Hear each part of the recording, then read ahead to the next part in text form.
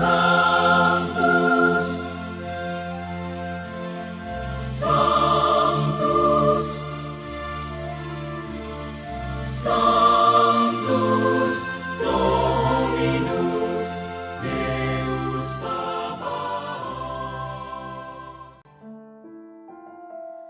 Bapak, Ibu, dan saudara-saudariku yang terkasih dalam Tuhan kita Yesus Kristus, salam jumpa kembali, salam sejahtera untuk kita semua. Berkat Allah yang Maha Kuasa senantiasa menyertai kita. Marilah kita mendengarkan dan merenungkan bacaan-bacaan kitab suci hari Rabu, tanggal 22 Maret tahun 2023. Bacaan pertama dari kitab Yesaya bab 49 ayat 8 sampai 15. Beginilah firman Tuhan. Pada waktu aku berkenan, aku akan menjawab engkau, dan pada hari aku menyelamatkan, aku akan menolong engkau. Aku telah membentuk dan memberi engkau menjadi perjanjian bagi umat manusia untuk membangunkan bumi kembali dan untuk membagi-bagikan tanah pusaka yang sudah sunyi sepi, untuk mengatakan kepada orang-orang yang terkurung, keluarlah. Kepada orang-orang yang ada di dalam gelap, tampillah. Di sepanjang jalan, mereka seperti domba yang tidak pernah kekurangan rumput, dan di segala bukit gundul pun tersedia rumput bagi mereka. Mereka tidak menjadi lapar atau haus. Angin hangat dan terik matahari tidak akan menimpa mereka, sebab penyayang mereka akan memimpin mereka dan akan menuntun mereka ke dekat sumber-sumber air.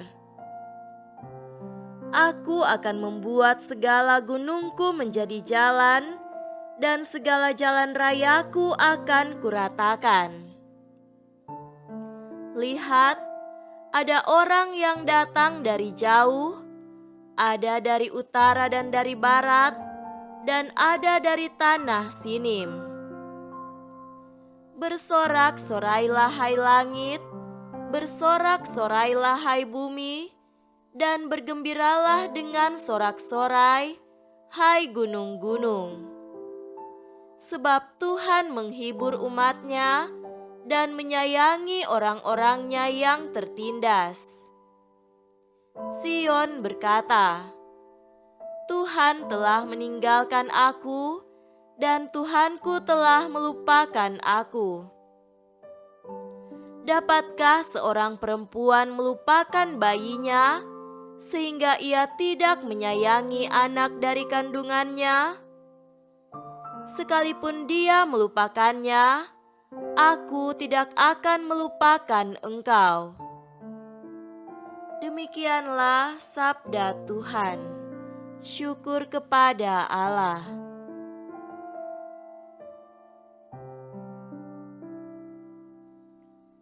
Semoga Tuhan beserta kita sekarang dan selama-lamanya. Inilah Injil suci menurut Yohanes. Dimuliakanlah Tuhan. Injil Yohanes bab 5 ayat 17 sampai 30. Tetapi ia berkata kepada mereka, Bapakku bekerja sampai sekarang, maka aku pun bekerja juga. Sebab itu, orang-orang Yahudi lebih berusaha lagi untuk membunuhnya, bukan saja karena ia meniadakan hari Sabat, tetapi juga karena ia mengatakan bahwa Allah adalah Bapanya sendiri, dan dengan demikian menyamakan dirinya dengan Allah. Maka Yesus menjawab mereka, katanya, "Aku berkata kepadamu, sesungguhnya anak tidak dapat mengerjakan sesuatu dari dirinya sendiri, jikalau tidak ia melihat Bapa mengerjakannya. Sebab apa yang dikerjakan Bapa, itu juga yang dikerjakan anak.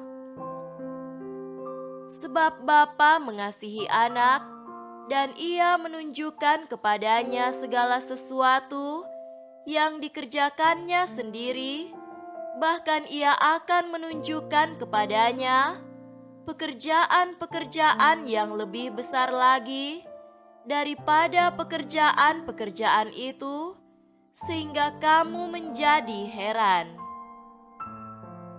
Sebab sama seperti Bapa membangkitkan orang-orang mati dan menghidupkannya, demikian juga anak menghidupkan barang siapa yang dikehendakinya. Bapa tidak menghakimi siapapun, melainkan telah menyerahkan penghakiman itu seluruhnya kepada anak, supaya semua orang menghormati anak, sama seperti mereka menghormati Bapa. Barang siapa tidak menghormati anak, ia juga tidak menghormati Bapa yang mengutus dia. Aku berkata kepadamu, sesungguhnya barang siapa mendengar perkataanku dan percaya kepada Dia yang mengutus aku, ia mempunyai hidup yang kekal dan tidak turut dihukum, sebab ia sudah pindah dari dalam maut ke dalam hidup. Aku berkata kepadamu, sesungguhnya saatnya akan tiba dan sudah tiba, bahwa orang-orang mati akan mendengar suara Anak Allah, dan mereka yang mendengarnya akan hidup. Sebab sama seperti Bapa mempunyai hidup dalam dirinya sendiri, demikian juga diberikannya anak mempunyai hidup dalam dirinya sendiri. Dan ia telah memberikan kuasa kepadanya untuk menghakimi, karena ia adalah anak manusia.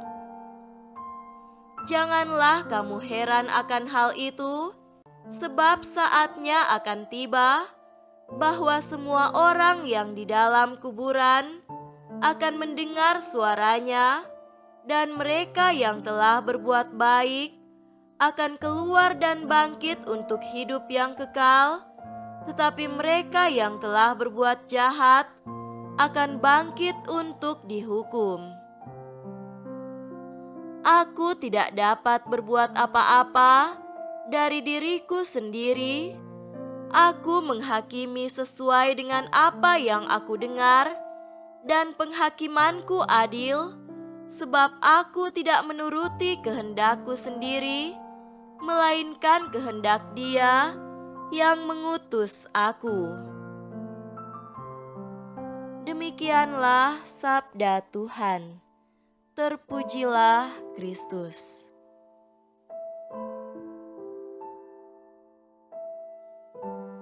Saudara-saudariku yang terkasih dalam Tuhan kita Yesus Kristus, tema renungan kita pada hari ini adalah mengenal dan percaya. Pada beberapa kesempatan di media sosial, marak dengan fenomena ketik amin, maka akan selamat. Jika tidak ketik amin, maka akan terjadi sesuatu yang buruk dan tidak selamat, dan lain sebagainya. Banyak orang berlomba-lomba untuk mengetik kata amin, terlihat dari kolom komentar yang begitu banyak. Orang begitu mudah percaya bahwa dengan mengetik kata amin itu, mereka akan selamat.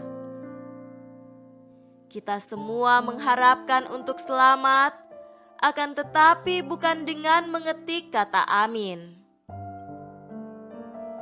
Saudara-saudariku terkasih, Yesus dalam bacaan hari ini mencoba untuk memperkenalkan dirinya dan misi yang dibawanya.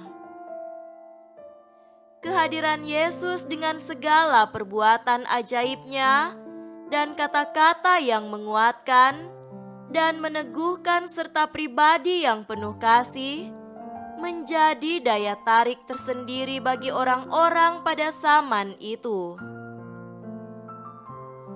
Kisah-kisah yang diangkat dalam Injil hendak menegaskan bahwa banyak orang suka berada, bertemu dan tinggal bersama dengan Yesus. Semua yang ia tunjukkan adalah untuk membuat mereka semakin mengenal Dia dan percaya kepadanya. Percaya bahwa Dia adalah utusan Allah. Oleh karena misinya itulah, Yesus terkadang berhadapan dengan berbagai macam persoalan yang membuat ia kemudian dibenci dan tidak disukai oleh sekelompok orang yang kemudian berujung pada usaha untuk membunuhnya. Akan tetapi, hal itu tidak sedikit pun membuat Yesus gentar dan takut. Ia tetap melanjutkan misinya dan meyakinkan banyak orang dengan kata dan perbuatannya agar mereka percaya kepadanya. Saudara-saudariku terkasih, panggilan kita sebagai pengikut Kristus, yakni untuk menjadi saksi Kristus dalam perjalanan hidup iman kita. Kita akan bisa memberi kesaksian tentang Tuhan jika kita mengenal Dia dan percaya akan kasih dan penyertaan-Nya di dalam hidup kita. Kesaksian kita akan menjadi penuh daya dan makna jika apa yang kita yakini itu kita terapkan dalam hidup kita lewat sikap dan perbuatan baik kita sebagai perwujudan dari iman yang kita miliki. Kita mungkin akan mengalami begitu banyak tantangan dan rintangan yang membuat kita tidak dapat melanjutkan misi itu. Akan tetapi, ingatlah bahwa kita tidak pernah sendirian di dalam misi itu. Tuhan akan selalu menyertai kita sesuai dengan janjinya. Pada akhirnya nanti, kita akan mendapat ganjaran yang besar di sorga. Semoga demikian. Amin.